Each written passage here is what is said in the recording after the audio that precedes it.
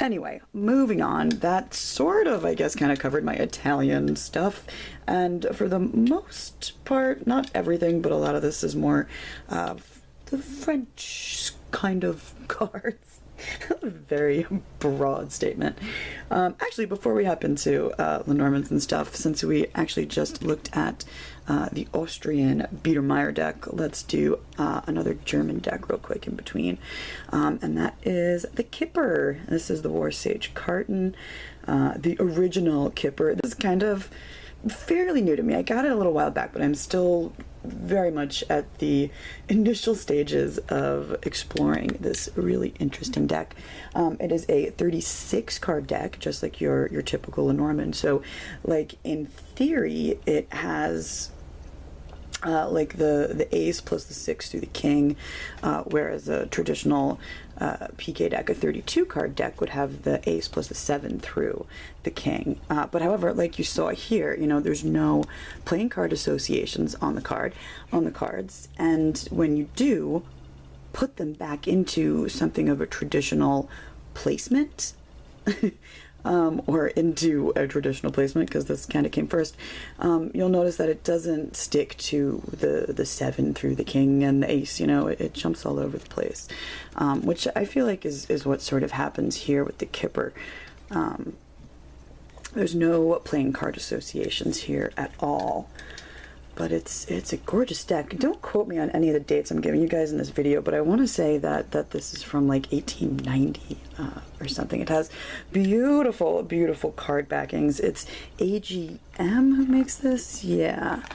AGMueller, one of their decks, and it's a smaller size like most of the other decks, not your standard tarot size, more of a classic poker.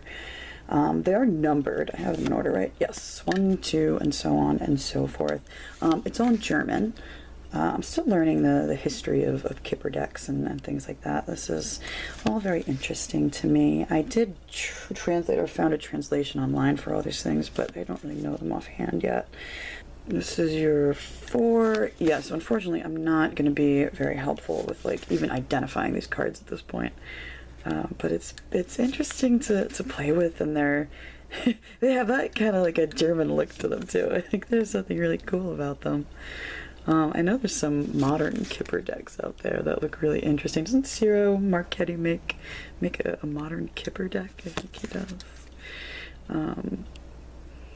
And I think Kelly at The Truth and Story has some interest in Kipper, I believe, too. I wonder if she has some videos up. I'm going to have to go find them. There's a lot of people. I know people make a lot of, I think that there's a lot of correspondence between the images here and Lenormand cards, actually, because there's the same amount and everything. And I'm sure there's this great crossover. I did, through sort of studying what little bit I know about it, try to see if I could match them up myself. And what other people have written and how they might correspond is really, really quite interesting. But they're people, you know, there's like people on like almost every single card, where like coffin and house, room, which is really a lot like a Sibylle card, right? Military person, like a Sibylle card. It's this interesting little mix of things. This looks like a Sibylle card. Is he a thief? Is that a thief? Castle. Oh, there's a fortune card, like a good luck. So a lot of them are very familiar, and some of them I need to sit with and work with and figure them out a bit more. Anyway, I'm going to show you the whole damn deck here, huh? Yeah, right? I feel like it pulls from both worlds here. But that's my Kipper deck right there. I'm starting to run out of bags for these things, so some of my decks are just like wrapped in ribbon. It matches though, so pretty. Alright, so those were our Austrian German decks, and now we'll move to, I don't know, let's go to France, guys. Let's do this guy. This is this guy here. Le Jeu Destin Antique. It's a Piatnik deck, and it translates as what the the ancient game. Jeu means game, right? The ancient game of destiny. Ancient, antique. The ancient game of destiny. Okay, I'm going with that. Does it say it? No. Jeu de Destin Antique. 32 cards with booklets. Fortune-telling cards. Oh, it's so fun. Alright, so this one actually it does. I think those were the only 2 decks I actually have that don't really have playing card correspondences. This one, again, you find your playing card correspondences, and because it is a 32 card deck, you have everything. Oh, there it is. You have your ace, king, queen, jack, 10, 9, 8, 7. That's it. No sixes. Not a 36 card deck like your classic Lenormand. I'll show you guys the backs. They're really simple, very sweet. You can tell the Piatnik decks. I love that. That's simple, beautiful backs. But yeah, check this out. This is another 19th century deck. I'm not sure the date, but it's gorgeous. It's very hard to find information on this deck. However, the images are just so familiar and telling. I find this, it sort of fits in with what I know from studying all these other fortune-telling decks a bit easier than I'm finding with the Kipper. You know, I can sort of easily title these cards.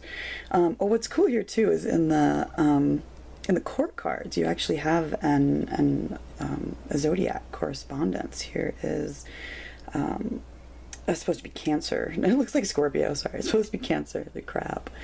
Now, what Cancer in a clubs or a wands or a fire suit? What's going on? It is sort of interesting associations that they have here with this deck. What I did notice anyway is that all the fixed. No, sorry. All the cardinal signs are on the kings, and then you have the fixed signs for the queens, and then you have the mutable signs on the jacks. I also love in this deck how the jacks are kind of page-like. I think they always represent the pages. It's the knights that are really missing, right? But they're a bit ambiguous in their gender identity. I mean, it's definitely a man, but some of them are a bit more, I don't know, hard to place, which is kind of fun. That's Virgo there, and this was Leo. So it's cool. I like that. And then up in the corner here, for each one of these cards, you have, I can't tell what they all are. If anybody knows where to find like English translations of people talking about this deck specifically, or a little white book or something in English, send it my way. That would be very helpful. This looks like an angel of death, but it seems to be references to like mythological beings, Greco-Roman-esque. Like it looks like there's nymphs and you see Zeus and Hera definitely in some of the cards. Really, it's a beautiful deck. They don't have titles as such, but like I said, it's the scene that's here and what's taking place when you look at the playing card in relation to the playing card. It all works. It really works. It's very familiar if you're familiar with Sibilla, actually, really. But any of these old fortune-telling decks. It's a lovely little deck to read with. Here we go. We have our zodiac signs again. This one actually has the symbol right there for Libra, and then Scorpio on your queen, and Sagittarius on your jack. I'm just gonna show you guys all these cards real quick. They're gorgeous. 23, and they all go in order. They're numbered. Just like your Lenormand is numbered, but it follows the order of the playing cards. And then there's your spades, swords, court cards. You have Capricorn. You have Aquarius. And Pisces. See what I mean? Look at that jack. Like it's, he looks like a chick. I like it. We have this battle here at the Ten of Spades. Now there's maybe a certain amount of sadness, right? And this, your Nine of Spades could be like, determination, I like for that one. And then your Eight of Spades is I don't know, maybe this card is sometimes called like, this playing card anyway, like a disappointment, and I could see that in that image. Your seven of spades, you're something very happy here, right? He's surrounded by 30 ladies. He's got decisions, choices to be made. Oh, I love his ace of hearts. You have like a little Cupid figure up there, and this couple looking at something. It looks like it's a plate, but it's circular. It's, you know, it's it could be a lot of different things. You know, it could be this idea of marriage or messages or planning for the future of their relationship. It could also be like you have in the Sibylle, right, with your conversation card here. You're talking, enjoying sweet moments, sweetness. And then here's your last three zodiac signs. You have your Aries for the king, you have Taurus for the queen, and Gemini for your Jack of Hearts. Oh, there's that like Zeus up there a little bit. Look at that. It's cool because the whole thing even reminds me of the Grand Jeu Lenormand with all of its Greco-Roman mythology strewn about it. Oh, and there's Hera. See her and her peacock up in the sky. What is that? The 9 of hearts, 8 of hearts, 7, and back to the beginning. They're very rich, beautiful looking cards. It is an absolutely gorgeous deck. Gorgeous. All right, let's jump quickly into my other PK deck here. This is my Petit Etilla. Now, I don't want to take up the time in this video going through how to use it. I know I promised you guys I would make a video about how to use this guy. It really isn't that complicated, but it's hard to find information about it. This is the one that I have. There is a Grimaud edition of this deck also, but it's all in French. And I love that this deck exists. It only came out, I think, in like 2012 and only came to me like maybe last year or something. But it is in English. That's a beautiful thing. So this probably isn't exactly what the Petit Etillas of old really looked like. You know, they look more like old cards. They were around in the 1770s, I think, is when the book came out. How to entertain oneself with a pack of playing cards or something, and that's one of Ettilla's first books, and it's all about using a PK deck like this, which is the ace and the 7 through the king for each suit. He includes one more card here. It is your Ettilla card or your carte blanche card. I know Mary Kate Greer up on her website has an image of an old Ettilla deck. It's really cool looking. I'll try and put a link below to it. But it's strange too, because what's written on it isn't exactly what's on here. The numbering looks a little bit wonky and different. But basically this is a recreation of one of those Petit Etilla decks. People say that this is like literally one of the decks that Madame Lenormand actually used. Like it was a Petit Etilla with these specific keywords and writing and stuff on it. I guess I should say here too, if you don't know, a lot of these decks, including our classic standard Lenormand deck, is not something that, you know, the famous cartomancer Madame Lenormand actually used or actually invented or worked with or anything. They just sort of carry her name to sell decks, I guess, basically. That is just a term that we, you know, use so commonly now. Anyway, yeah, I'm gonna make another video. I don't want to get too into this deck because there's a lot to sort of go over, but I had no interest in buying it with all the French on there. As you can see, having stuff in other languages doesn't scare me. I can learn it. You know, if it's one keyword on the card, but with this, the amount of writing that is on here, what I did before I got this deck to sort of get to know the associations that were made here for each card was just, you know, to write them down and compare them, or I wrote some of them on a deck of regular playing cards. but I love that he made this deck. Eric Bowers created it. I'll put a link to his website and the Game Crafter site I got it from below. I think it's such a gift to us to be able to have this. It's fantastic. While it does read very well, I don't mind not having imagery. I like just having playing cards. I don't mind having words. I think that could totally throw some people off. But I think what Etteilla does, and what it's cool to see here, is you can see the growth of the evolution of tarot. These meanings, though it's a PK deck, so things are a bit more crunched into each card. But you can see how this evolved into so many other things. Check that out even, like the Ace of Hearts and the Ace of Spades here are designated with Mars and Venus. Like it's the Lord and Lady cards, and those are the same cards in our, oh my god, where is it? Where are the spades? There it is. Those are the same cards in our classic modern Lenormand decks, or in your basic Lenormand decks that are the man and woman cards.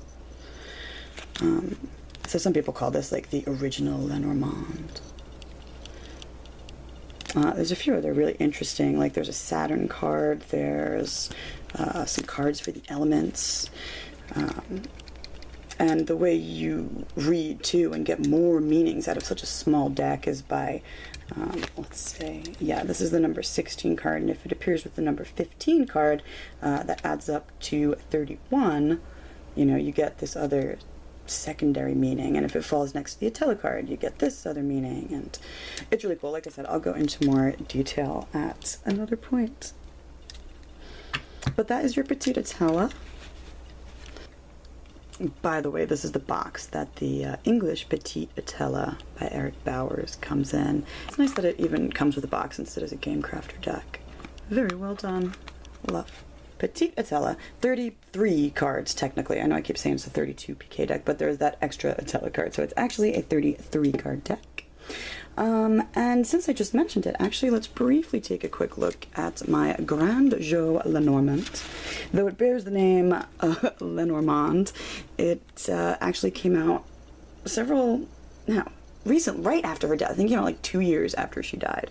But they had put her name on it, I guess, to sell it. But it came out in 1845. And it is one of my all-time favorite fortune-telling decks. I think part of the reason I bond so much with this deck is, like the Sibylla, it has my entire minor arcana, sans my knights, but that's okay. But it feels whole, it feels complete. And I also really, really, really have loved Greek and Roman mythology since I was a kid, so the imagery on here is super familiar.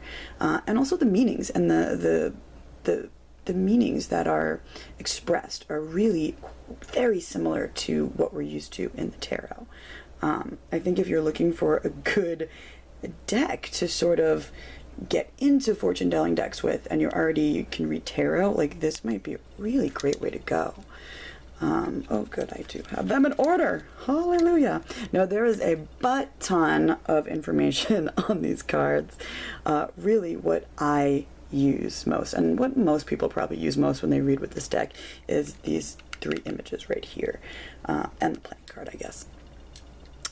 But what happens with the other stuff is they're perfectly valid, and everything is appropriate on the card, but it's hard to identify the flowers that's supposed to be represented.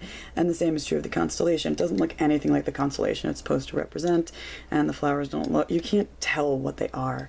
I found a great blog online that actually has translation of the books that go with this deck. I think you'd be at a great disadvantage if you just try to use the little chart that comes with it, or the little charts that you can find online, because they really do not go into detail. They don't even talk about the constellation or the letter or the flowers. The letter is cool. There's meaning assigned to letters of the alphabet, just like in Hebrew. These are just using our English letters.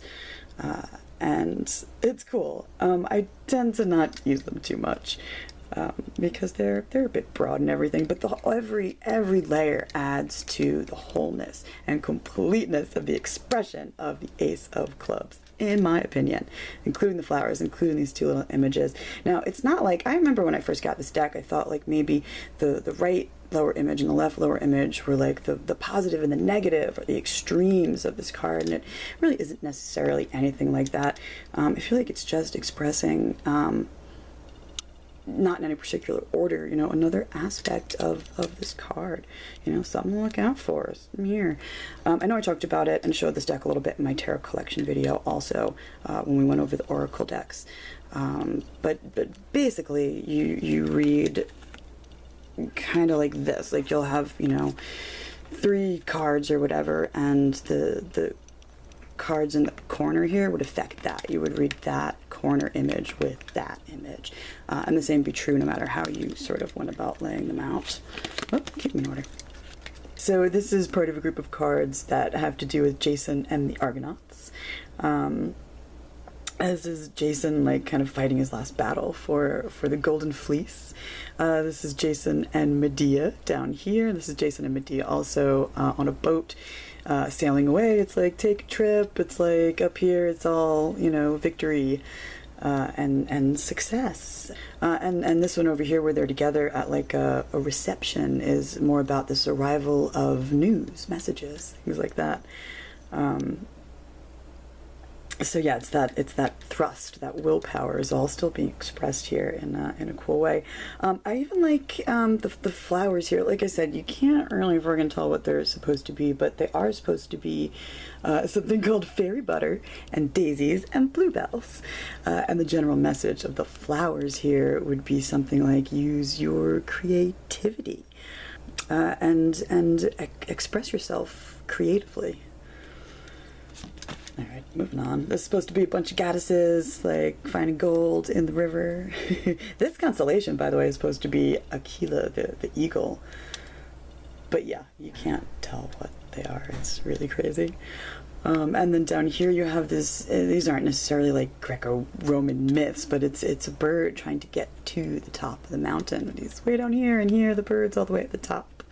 So everywhere here, right, you have, this is, the main image is sort of suggesting that, you know, help is coming, whether in the form of an inheritance, money coming in, or just a helping hand. And then down here, it's like more effort is needed. This bird needs to get to the top, and up here you're in a favorable place, you know, fame, wealth, riches, whatever, all part of the 2 of clubs. Let's see, this is part of a group of cards. So is this one known as the Hermetic Sciences or the Alchemy cards, which I personally just love that's in here. Oh, there's, this is Capricorn, I think, and it's Pan. This would be Pan running from a giant. And this is Hercules fighting the Lernaean Hydra. This is a zodiac card again. This is Cancer. And you see the crab sent by Hera biting at the heels or the feet of Heracles. Down here you see a man selling stuff.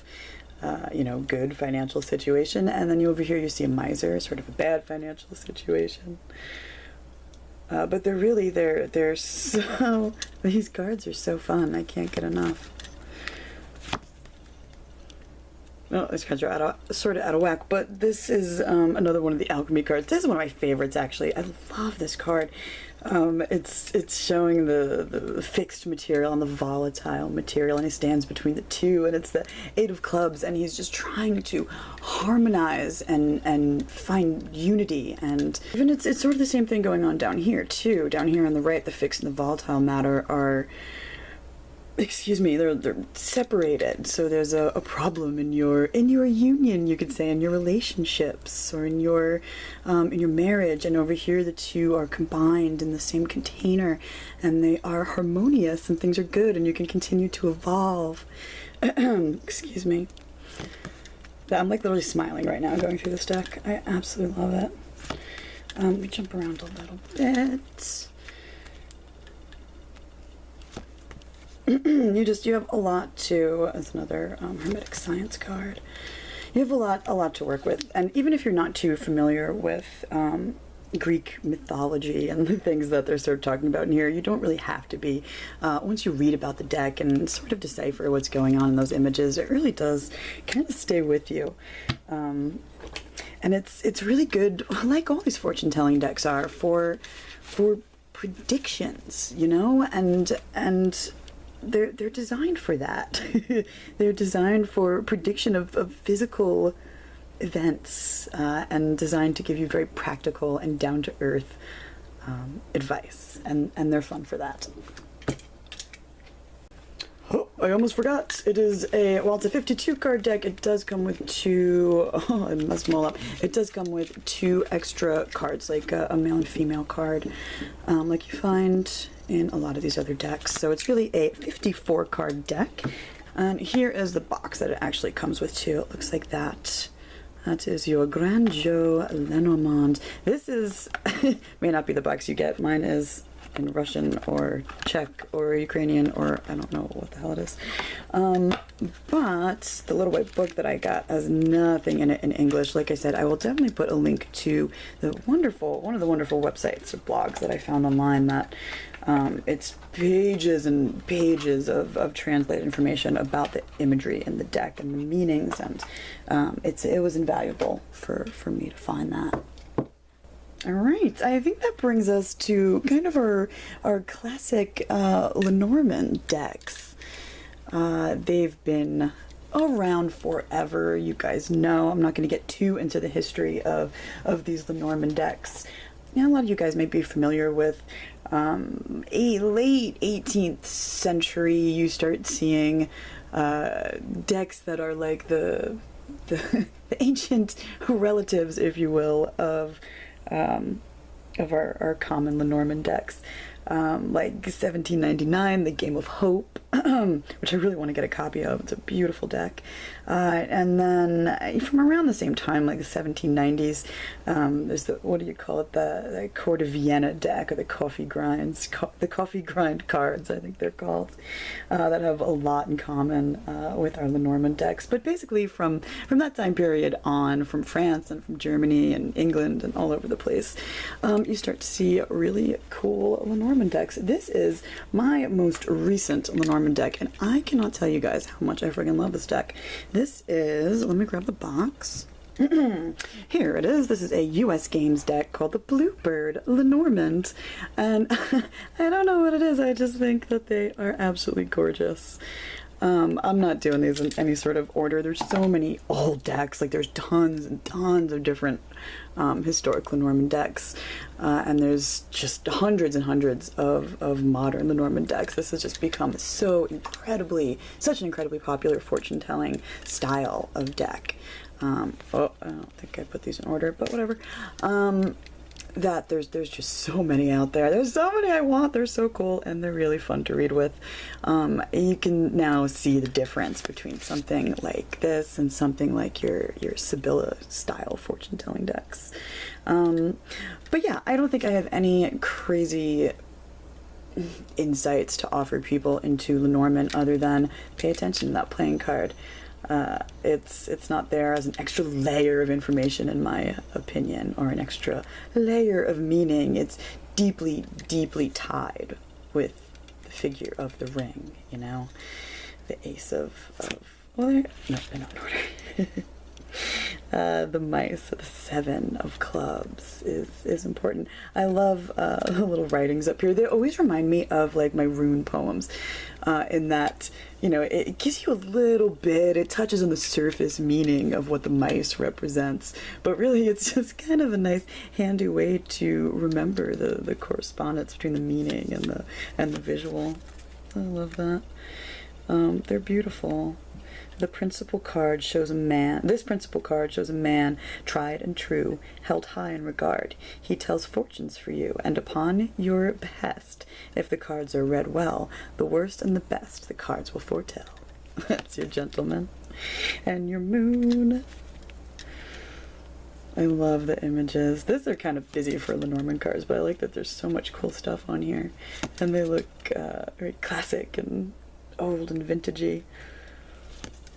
And it was a cheap deck too. You get it for like a few bucks on Amazon. The court cards, aren't the court cards neat?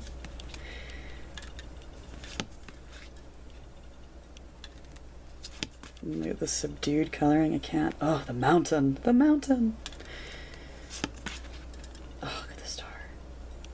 I'm obsessed. This deck reads really easily. Lenormand, I'd find, reads really easily. I just did like 3 Lenormand readings yesterday for some people, and it was so much fun. I honestly don't know too much about that deck. If it's, I don't think it's an actual historic deck, is it? Oh, I hate that I'm doing videos and I don't know what the hell I'm talking about. It looks like it's more of a modern piece together kind of thing, but I'm not sure. Anyway, let me know. This is definitely an older deck. This is called, I call it the New York Lenormand. Okay, here it is. There's the backs of my cards. I printed this myself. You could find these images online. I added my own back image, obviously. Robert in Place actually makes a version of this deck. He calls it the New York Lenormand. I think you can still buy it on his website. It's actually in color and much prettier than the ones I printed myself. But it's from makeplayingcards.com. Maybe that's how I'll go about getting some more of these Lenormand decks, if I can find the images. Anyway, these are my 2 extra man and woman cards. And I called this deck the New York Lenormand. However, it's what's the name of it? Oh, the Mystic Cards of Fortune. That's the name of this deck. And it was printed in New York in like 1882. But it's based on a deck that was printed in Berlin, actually, quite a bit earlier, like in mid 1850s, 1855, 1854, something like that. And it's just very simple and very beautiful. This is a black and white version. I actually think that I have the Berlin version. You can tell by the ship. If you look at the ship card, box, they don't have names on it or anything, but it's very easy to see exactly what it is. Just like with any Lenormand deck, it's one simple image, you know? There's your snake. I always love the snake. Like, it's super, super easy to see what they are. Anyway, where's the ship? What is that? Spades. Where's it's upside down? There we go. Yeah, if you have like the one printed in New York, it has an American flag, I think, back here, and this is supposed to be a German flag. So yeah, I guess I have a Berlin version. There's your bouquet, and your lilies, and your sun, and your clover, and all your goodies. There's your birds. Beautiful little Lenormand deck.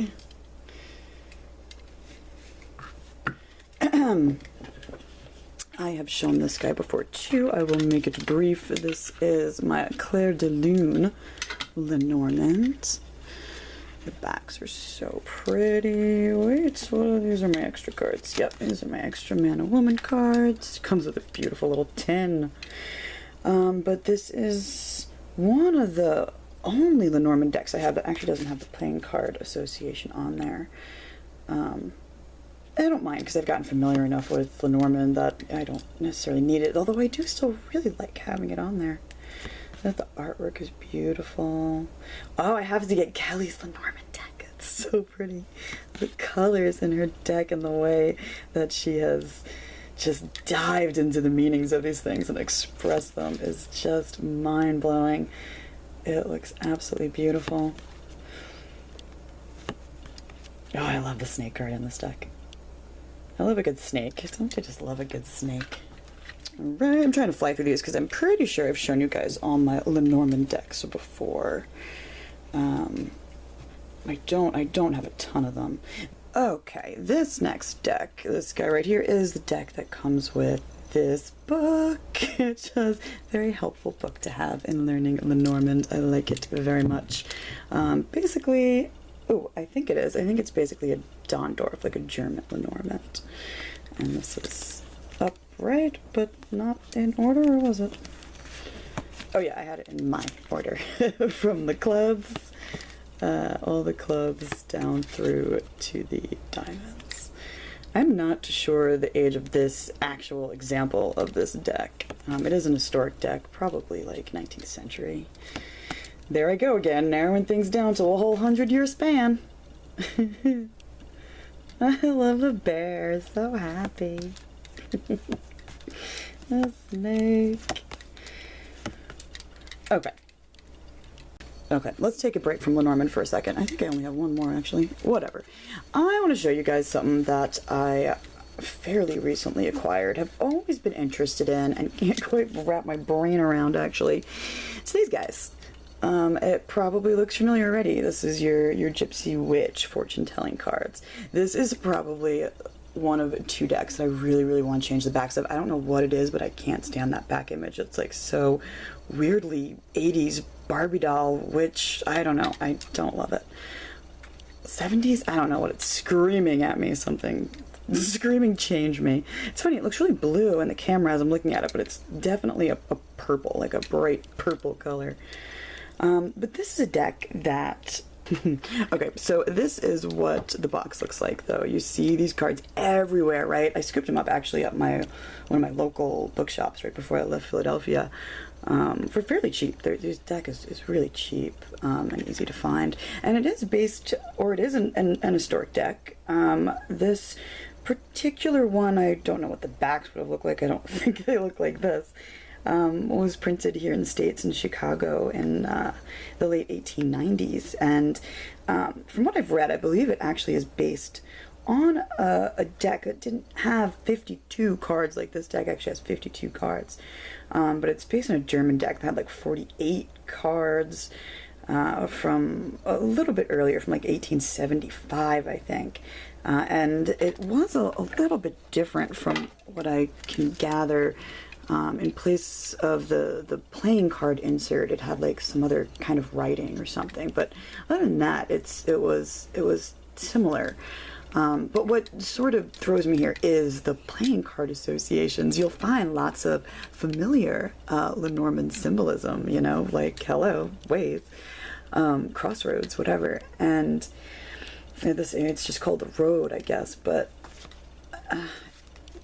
where they are located is hard to get over for me, because I think these meanings have become so intimately tied, like the tree to its playing card location, you know, and that the meanings have sort of influenced each other so much in how I look at it. But anyway, I haven't really been able to use it, but I do love the idea of having these Lenormand style simple images with a full 52 card deck. So I haven't played too much with it just yet, but wish me luck. I'm gonna see if I can make this work. They're all numbered all the way through in order, you can see. Or excuse me, they're all numbered all the way through in different order, as you can see. Like I have them in order, and none of the numbers match up. They're different, just like you would find in your Lenormand deck. But all the numbering is different, and all the playing card associations are different. Plus you have, I think there's a couple of classic Lenormand images that don't appear in this deck, and there's obviously, because it's a 52 card deck, a whole bunch of interesting different images. Here's the tower, here is wine, the Queen of Clubs. I love a wine card. Drink up! Your King of Clubs actually is your bear, right? In a regular Lenormand, your bear would be, what, 10 of clubs. And at your King of Clubs, you have clouds. So, yeah, bear, it's different. It's very different. It's very wonky. But I don't know. I want to go with this makes sense in some way, shape, or form. I haven't been able to find it yet. And I'm sure that there are decks out there where maybe, you know, they don't give a shit about these correspondences. Just slap it together. Who gives a shit? And if that's the case with this deck, then that's the case with this deck. It's been fun.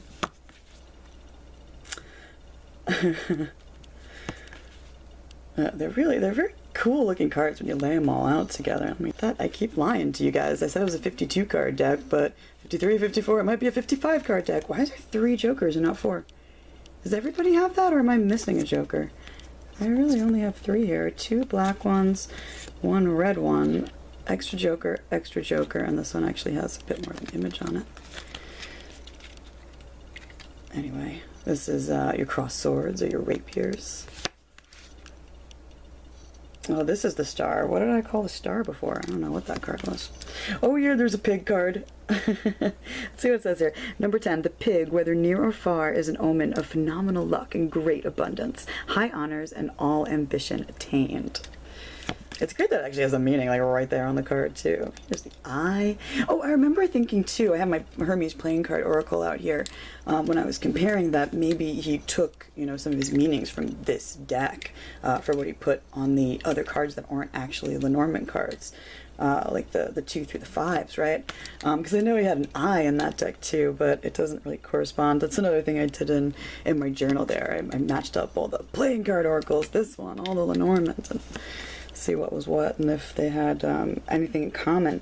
And I don't think that there was any single, I hope I'm not lying, but I don't think there was any single one of these cards that had the same playing card association as a regular Lenormand deck. Like, they were all so different.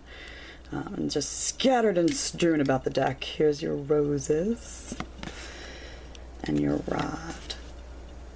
And the shepherd. I like the shepherd card. That's a cool idea. And I could see that there. Amour, the heart, Cupid. And the bride is the King of Spades. Interesting.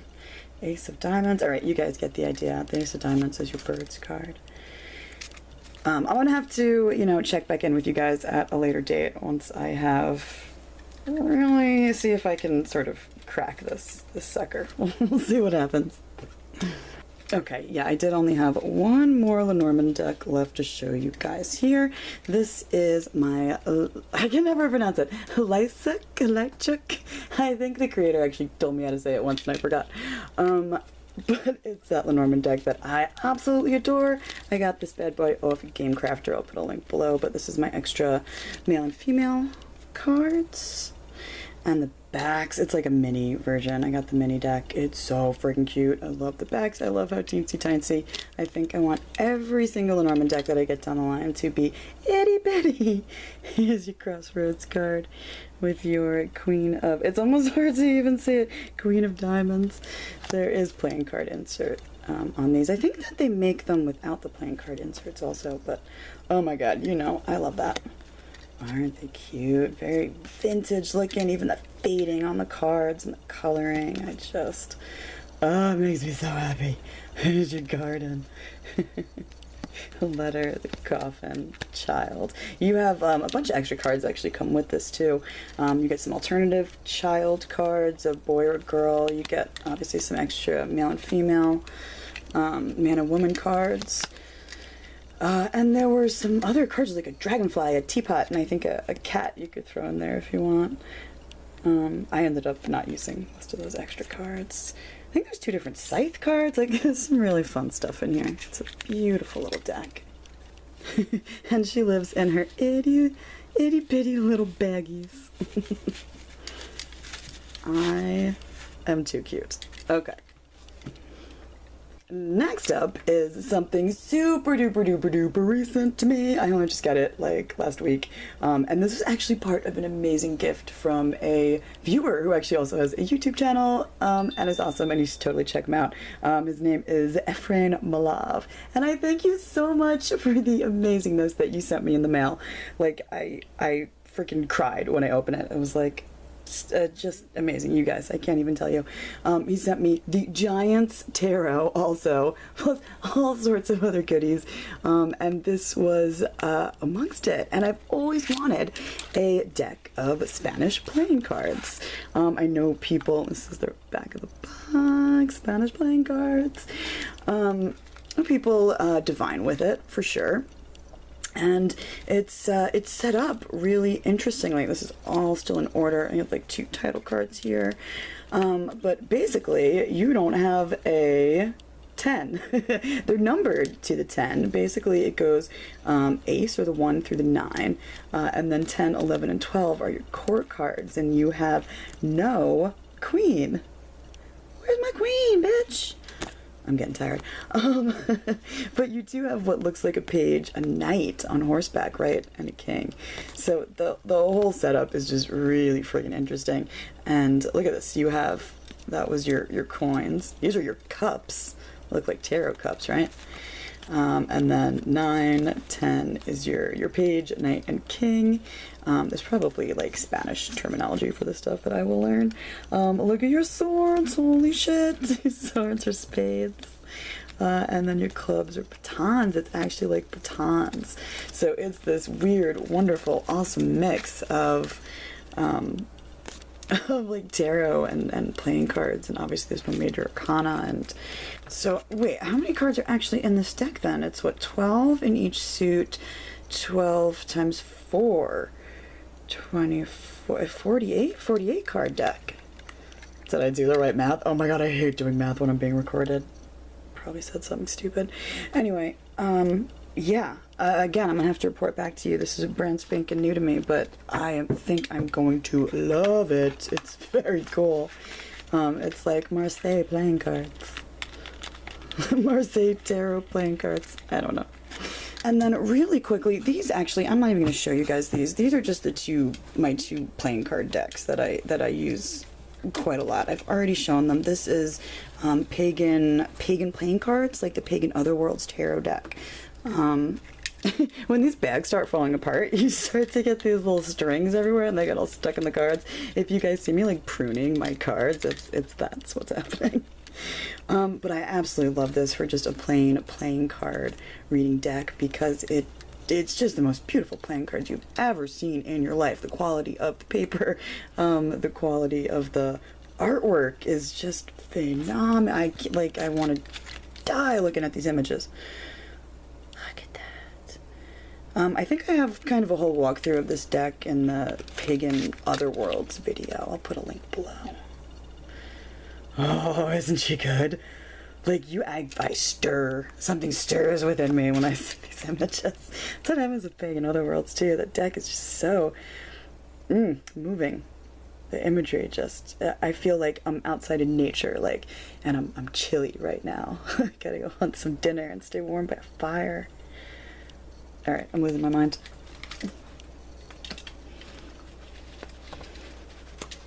But I just sort of keep these decks with these fortune-telling decks because it's sort of the same idea.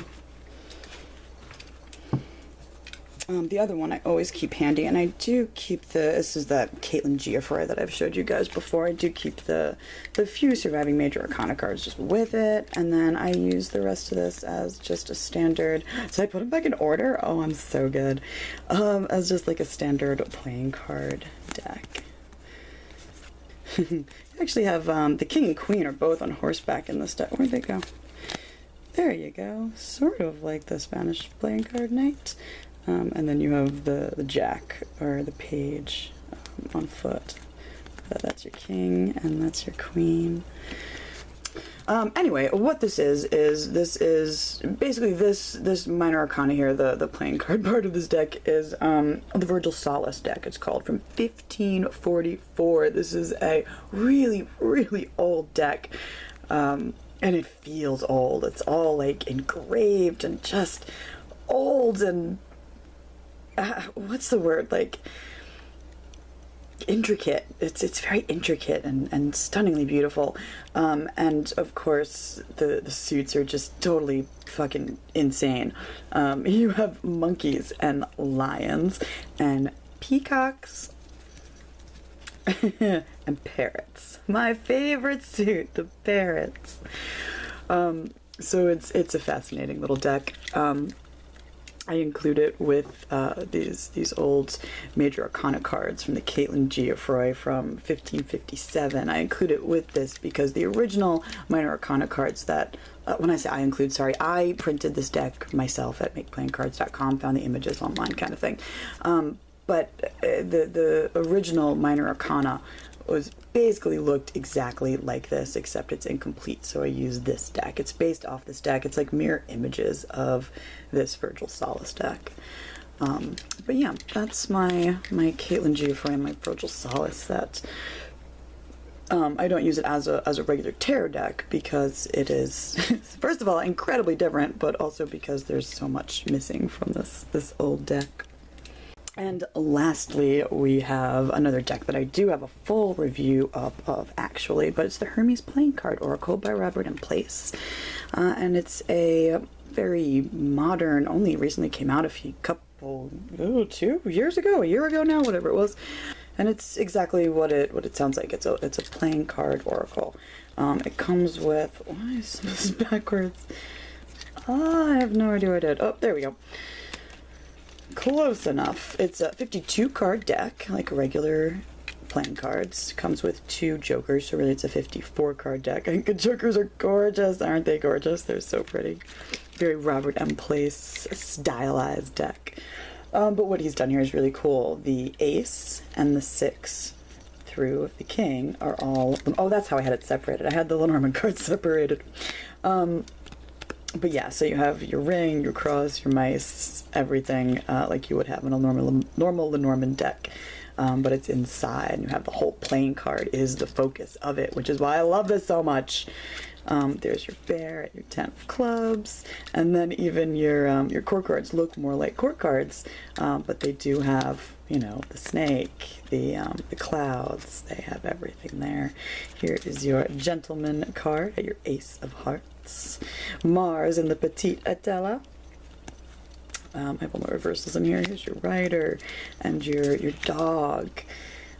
Or your fidelity, right? And your Sibylla. It's interesting. I have so much in common. There's your stork at the Queen of Hearts, looking like a very classic court card. Love this deck. Amazing.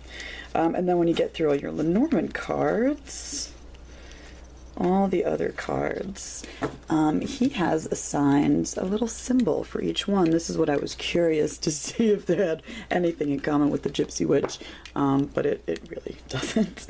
But you have the eye, you have a storm or lightning. All the 4s are like goddesses or virtues, justice. All the 5s are animals. You have a lamb here, clasped hands, wine. See, it does. It's not that they don't have anything in common. A lot of the same symbols you do actually see in the Gypsy Witch, but they're just not the same correspondences necessarily.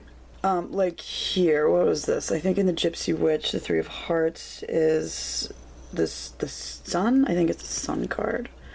4 of Hearts here is your Cupid card, like you do actually see in some Sibylle. The 5 of Hearts here in the Hermes Playing Card Oracle is the cat, which is another symbol that you do see in the Gypsy Oracle. It's cool. The crossed swords, the rapiers, right? We also saw in the Gypsy Witch. Here you have a Hermes card, 4 of Spades. Love that little messenger guy. Hermes. You definitely see cards in the Sibylle, not necessarily at the 4 of Spades, but you know, messenger cards. Lion you do find in the Gypsy Witch. Candle, a horseshoe, fortune, Fortuna, and a pig, just like you find in the Gypsy Witch. So it's very interesting to see sort of where he's gotten some inspiration from. You can definitely see it from all these other decks. And then there's your jokers again. Oh my god, I think I got through all these decks. That took way longer than I thought it would, as most of my videos usually do. Thanks for hanging in there, guys. This was really fun, though, to go through all my fortune-telling decks. Like I said, I'm really excited to jump into some of this stuff a little bit more and talk in more detail, especially about Sibylle. I find there's a real lack of information out there on Sibylle. Norse Pagan Tarot Witch has a great series on the Sibylle cards. He even talks about, let me grab it. Here it is. He even talks a lot about this book. This is like the only book that exists out there on Italian cartomancy, on the Vera Sibylle, or really just on any Sibylle decks. So it's really invaluable. I should do a whole review of this and talk about it in a little bit more detail. It's a little bit expensive, but honestly, in my opinion, overall, it's worth it. It's just talking about the cards. It doesn't tell you how to read them. It doesn't talk about layouts. And I feel like a lot of the time she's trying to get you to buy more and take her classes. And if you can get over the advertisements, I feel like that are sort of strewn about, it's a wonderful little book. Like I said, I'll talk more about that later when we start diving into some more Sibylle stuff. Let me me know, like I said, if you guys want to see a complete walkthrough of any of these decks, and I'll bump it up to the top of my review list. Oh my god, it feels so good to be back behind the camera talking about the stuff that I love so much. Yay, cartomancy. Alright, I'm stopping. Mwah! I love you guys. Thank you so much for watching. I'll see you again really soon. Bye.